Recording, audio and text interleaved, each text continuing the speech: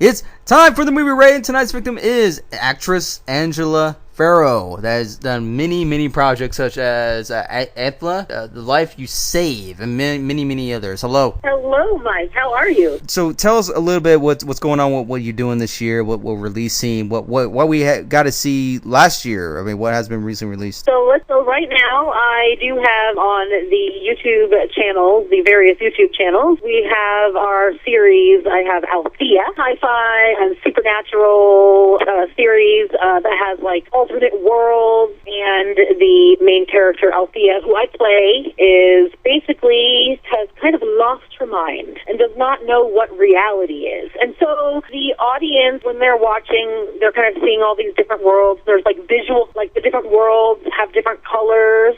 Wizards aren't real. That one, episodes are currently being released every Wednesday at 1 p.m. It has 24 episodes for the pilot season, and we have 16 of those episodes currently released. We have 8 more coming out over the next 8 weeks. That will also be going on Amazon and Broadcast TV and all of that when it's done. But that one is also a cross-platform one that will be going on to like Facebook video, Instagram TV, YouTube Red, and things like that, along with Amazon, so it's cross-platform. I have a short film that I made in January that was for the massive blood drive PSA that the Soska twins, the Twisted Twins, Jen and Sylvia Soska, they put on each year. I entered it into some festivals, and we were just selected the other day to be one of the official selections for the International Vampire Film and Arts Festival in London. What I have going on right now, 2 feature horror films that I am making this summer. So we have a feature and then a sequel to that feature. And right now we're working on everything, getting it all the cast all lined up and everything. We're working on finishing the writing, scheduling, just kind of planning it all out right now. The title of those films are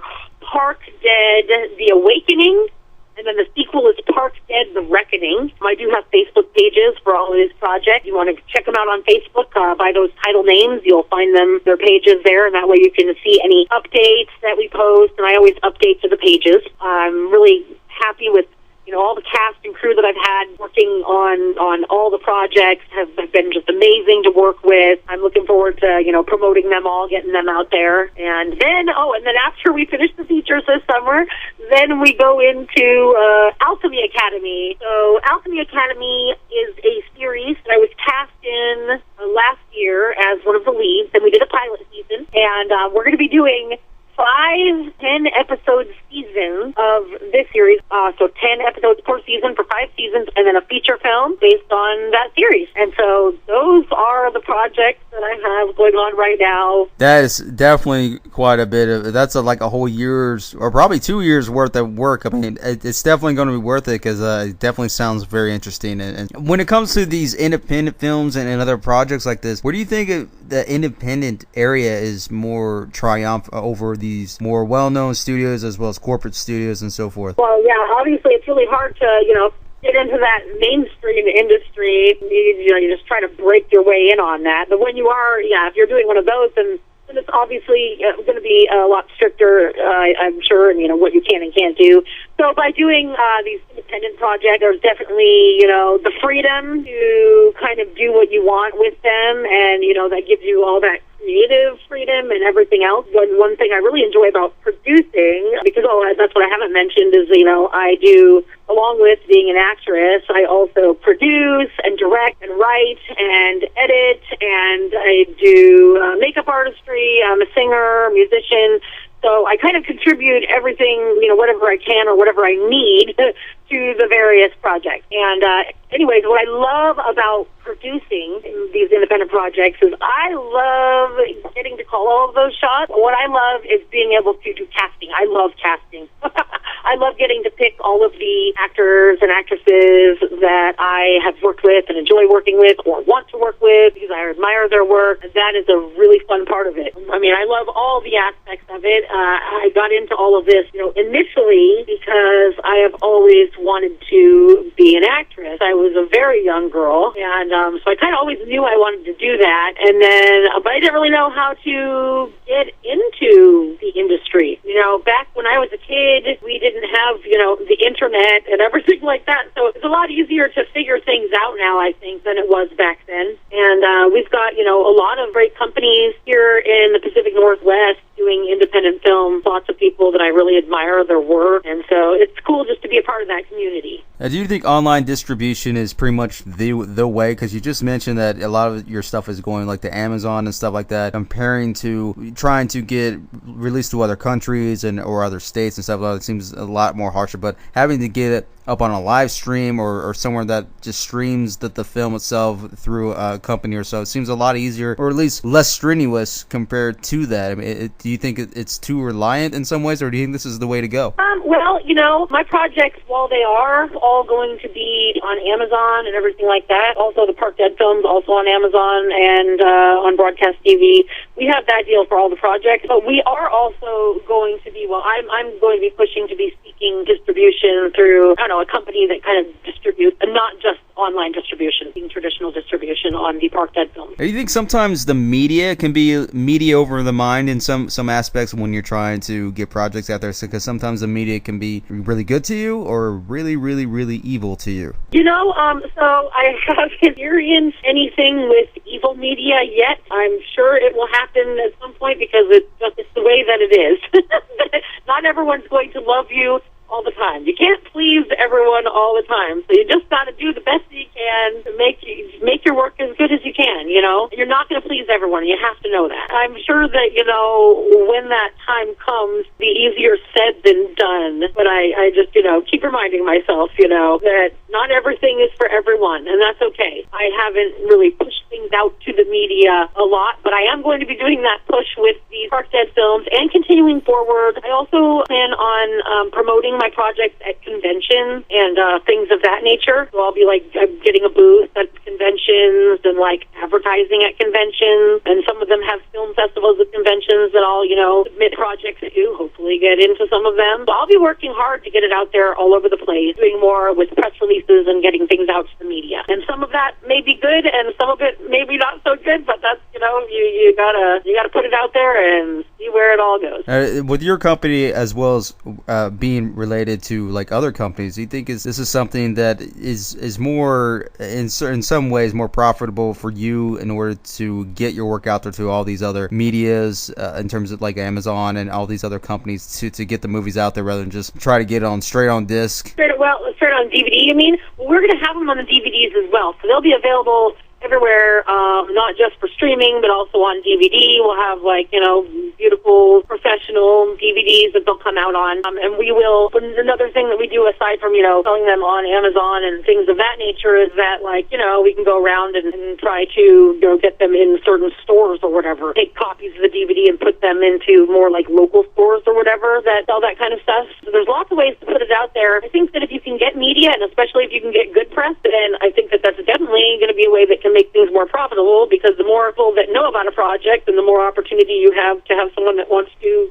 support. Now, having to do this standalone, I can imagine being really, really difficult just doing that, but having to making some kind of a deal with other companies, maybe they get a little bit of a profit or whatever. I mean, do you think this is more the direct route, or do you think you should really just do a lot of this stuff on your own but still have that little bit of help from other people, because everyone needs help at some point on some of this? Yeah, so when I did Althea, that was my first full-length project that I did, and so that one, I kept it really to a micro crew. For Wizards, I grew the crew a little bit, and that was a lot more helpful. For Park Deads, I am growing my team even more, because I'm definitely finding out, yes, it is better when you can get more reliable people on your crew that can help to get the projects done faster, especially as I am getting more and more projects coming my way to complete, then I'm only one person, so if I have to do all the things, then I'm not going to get many projects done very fast. Collaborating with others is really an awesome thing anyways. Yeah, when you get a bunch of people together on like a writing team or a story team,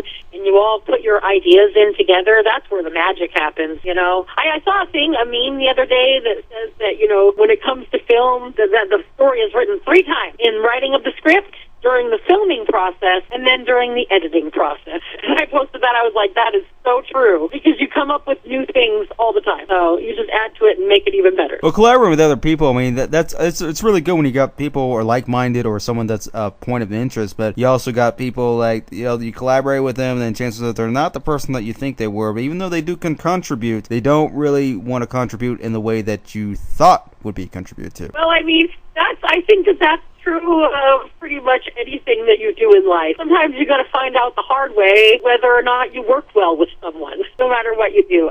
So what I've been working on doing, gathering, you know, getting a team together of people that are reliable and that I create well with, that I work well with, people who inspire and motivate each other. That's what I've been working to do. And I'm always, you know, I always want everything to be as positive as possible on my set. I like positivity. I want everyone to be happy. I want everyone to feel at home on my set. And when it comes to like pride and hard work ethic and all that's definitely a very important quality, a very important value in any type of profession or anything that you're doing. But do you think sometimes it's just not enough in some aspects of this business? Pride and work ethic, man, you know, I mean, obviously those are great things. You got to have a good work ethic for sure, and pride in your work will help you strive to put out the very best product that you can, or to always be improving in what you do. It takes a lot of motivation and determination, blood, sweat, tears, a whole lot of stress sometimes, anxiety, you name it. A lot of that goes into the creative process, and it's not for the faint of heart, that's for sure. Producing, not for the faint of heart. I have learned that. Now, you do a lot of producing. I mean, was this something that is just a part of that, you know, a part of the mini hats that you do just in case you have to do it? Or, I mean, is this something that you, in part, have side of the career aside from the acting perspective view? When I first started out, like I said, I was a young girl. I knew I wanted to be an actress. I didn't know how to work my way into the industry. So then, a couple years ago, in 2012, several years ago, PA, production assistant gigs, I met an actress who brought her portfolio. A shout out to Ariana Serena, because she's amazing, and I can't wait till one day when we get to work together. She showed me her gorgeous portfolio, because she does modeling and stuff too, and I was looking at all these amazing pictures with these wardrobe and the makeup and the hair, and I was like, wow, makeup, oh, there's people that do that for a living, and that's the way that I could maybe get into the industry, because I didn't know how to get in with acting, or I didn't feel comfortable, I guess, getting in through acting. I didn't really feel like I knew quite what to do back then. So I started doing makeup, and first I took an online course, makeup course, and then I went some in-person training. Carrie Herda of Colorbox Makeup Studios. Carrie is a Hollywood makeup artist. She works on lots of big projects, like, you know, Makeup Artists and Stars. She does the promo ads every year for American Horror Story, which are amazing, and I love that show. So I got the opportunity to be trained by Carrie, which was really awesome. And so then I started building my makeup portfolio and working on different projects, and until I started getting to do that in film. And as that moved forward, you know, it started with me doing the makeup and then putting myself out there for acting, because now I had some people I was connected with, and then the executive producers that I work with on a lot of these projects now, they had wanted to be production partners with me, and my production partner and my boyfriend of over 16 years, Larry Hawkins, and we started producing together and partnering up with Blue Forge Films, and that brought a lot of opportunities for these projects. Building up that collaborative base of people to work with is always a great thing. Now go ahead and plug in any websites of your current projects that we can check out right now, anything that has been recent release, like I said, anything that's on DVD. As far as producing stuff, I'm still waiting for these projects to be on DVD. The Life You Saved film, that one's complete, but it's going through festivals right now. It's a short film, and I plan on including that in, like, as a bonus thing on some of the DVDs when my full-length projects come out. But I have films that I've acted in.